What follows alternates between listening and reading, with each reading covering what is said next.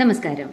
മഹാവിഷ്ണുവിന്റെ അവതാരങ്ങളിൽ ഒന്നായ ശ്രീകൃഷ്ണൻ പ്രതിഷ്ഠയായിട്ടുള്ള ക്ഷേത്രമാണ് കർണാടകയിലെ ഉഡുപ്പിയിൽ സ്ഥിതി ചെയ്യുന്ന പ്രശസ്തമായ ഉഡുപ്പി ശ്രീകൃഷ്ണ ക്ഷേത്രം.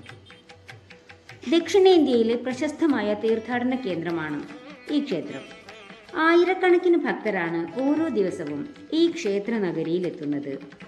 ദക്ഷിണേന്ത്യയിലെ മധുര എന്നാണ് ഈ ക്ഷേത്രം അറിയപ്പെടുന്നത്. മനോഹരമായ കൃഷ്ണവിഗ്രഹമാണ് ഈ ക്ഷേത്രത്തിലേത്. ബാലനായ കൃഷ്ണനാണ് ഇവിടുത്തെ പ്രതിഷ്ഠ.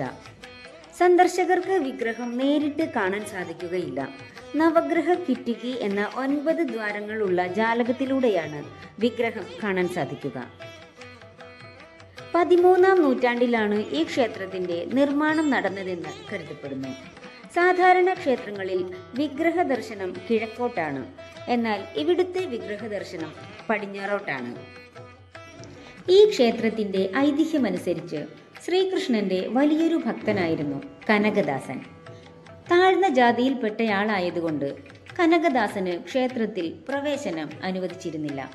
എന്നാൽ തളരാതെ ക്ഷേത്രത്തിനു പിന്നിൽ ചെന്ന് ഭിത്തിയിലെ ചെറിയ വിള്ളലിലൂടെ ഭഗവാനെ പ്രാർത്ഥിക്കുകയും കനകദാസന്റെ ഭക്തിയിൽ സന്തുഷ്ടനായ ഭഗവാൻ പുറം തിരിഞ്ഞ് അദ്ദേഹത്തിന് ദർശനം നൽകുകയും ചെയ്തു.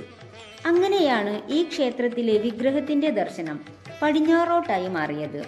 ഈ സാഹചര്യത്തിൽ ഉഡുപ്പി അഷ്ടമഠങ്ങളിലെ എല്ലാ വിഗ്രഹങ്ങളുടെയും ദർശനം പടിഞ്ഞാറോട്ടാണ്. ക്ഷേത്രം ജീവനക്കാർക്കും സന്ദർശകർക്കും അന്നദാനത്തിനുള്ള ഭക്ഷണം പാകം ചെയ്യുന്ന ക്ഷേത്രത്തിലെ അടുക്കളയാണിത്. ദിവസവും ആയിരക്കണക്കിന് ആളുകളാണ് ഇവിടുത്തെ അന്നദാനത്തിൽ പങ്കെടുക്കുന്നത്.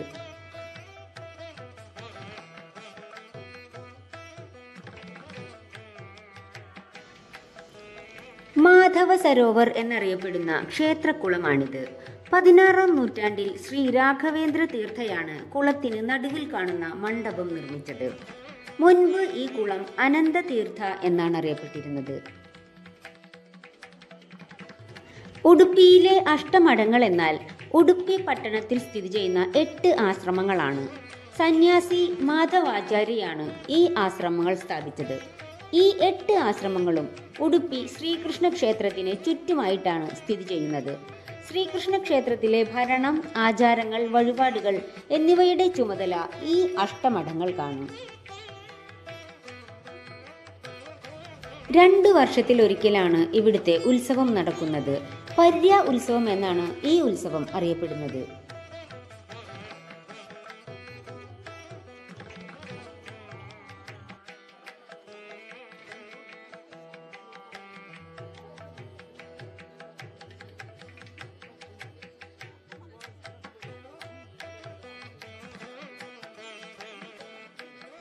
ക്ഷേത്രത്തിന്റെ ഭരണം നിർവഹിക്കുന്നത് അഷ്ടമഠങ്ങളാണ്. ഈ മഠങ്ങളിൽ ഓരോ മഠാധിപനും 2 വർഷത്തേക്കാണ് ഭരണം നിർവഹിക്കുന്നതിനുള്ള അവസരം ലഭിക്കുന്നത്. ചുമതല കൈമാറുന്നതിന്റെ അടയാളമായി സ്ഥാനമൊഴിയുന്ന മഠാധിപൻ ക്ഷേത്രത്തിന്റെ താക്കോലുകൾ അടുത്തതായി ചുമതലയേൽക്കുന്ന മഠാധിപന് കൈമാറും. ആദ്യകാലത്ത് 2 മാസത്തിലൊരിക്കലാണ് ഈ ചുമതല കൈമാറ്റം നടന്നിരുന്നത്. പിന്നീടാണ് 2 വർഷത്തിലൊരിക്കൽ എന്നാക്കി മാറ്റിയത്.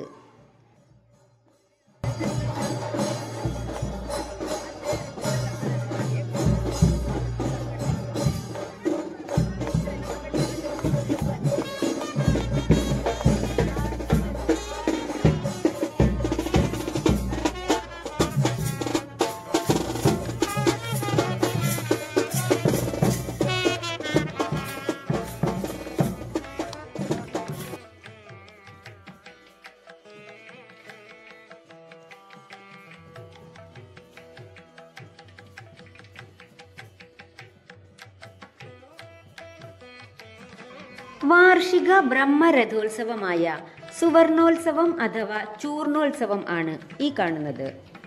7 ദിവസത്തെ ബ്രഹ്മരഥോത്സവത്തിന്റെ അവസാന ദിവസമാണിത്.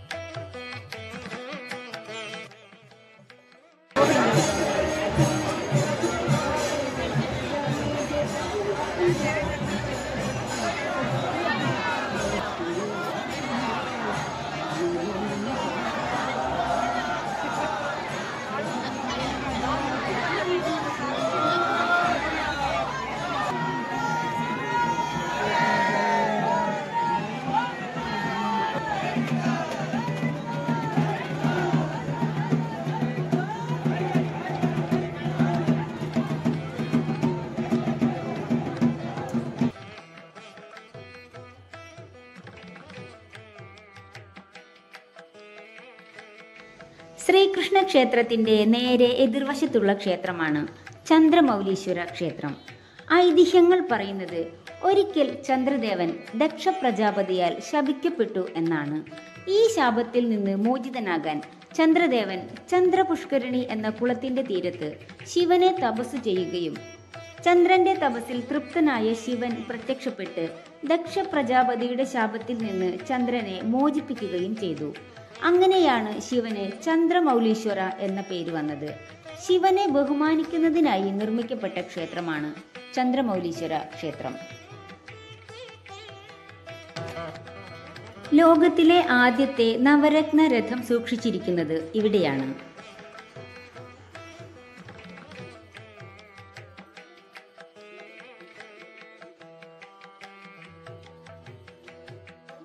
കനകദാസൻ എന്ന ശ്രീകൃഷ്ണന്റെ ഭക്തൻ പ്രാർത്ഥിച്ചിരുന്ന ക്ഷേത്രത്തിന്റെ പുറകുവശമാണിത്. കനകദാസൻ ശ്രീകൃഷ്ണനെ ദർശിച്ച ജാലകം കനകനക്കിണ്ടി എന്നാണ് അറിയപ്പെടുന്നത്. ശ്രീകൃഷ്ണ വിഗ്രഹം ദർശിക്കുന്നതിനായി കനകദാസന്റെ പേരിലുള്ള കമാനത്താൽ അലങ്കരിച്ചിരിക്കുന്ന ക്ഷേത്രത്തിനകത്തെ ജാലകത്തെ നവഗ്രഹ കിറ്റികി എന്നും അറിയപ്പെടുന്നു. ഈ ക്ഷേത്ര സമുച്ചയത്തിന്റെ വാസ്തുവിദ്യ ദ്രാവിഡ, ഹൊയ്സാല, വിജയനഗര ശൈലികളുടെ സമ്പൂർണ്ണ സമന്വയമാണ്. രാജഗോപുരം എന്നറിയപ്പെടുന്ന പ്രധാന കവാടം ഹൈന്ദവ പുരാണങ്ങളിൽ നിന്നുള്ള വിവിധ രംഗങ്ങൾ ചിത്രീകരിക്കുന്ന സങ്കീർണമായ കൊത്തുപണികളാൽ അലങ്കരിച്ച ഒരു ഉയർന്ന ഘടനയാണ്. നിരവധി ഭക്തരെയും വിനോദസഞ്ചാരികളെയും ആകർഷിക്കുന്ന ഒരു ക്ഷേത്രമാണ് ഉടുപ്പി ശ്രീകൃഷ്ണ ക്ഷേത്രം.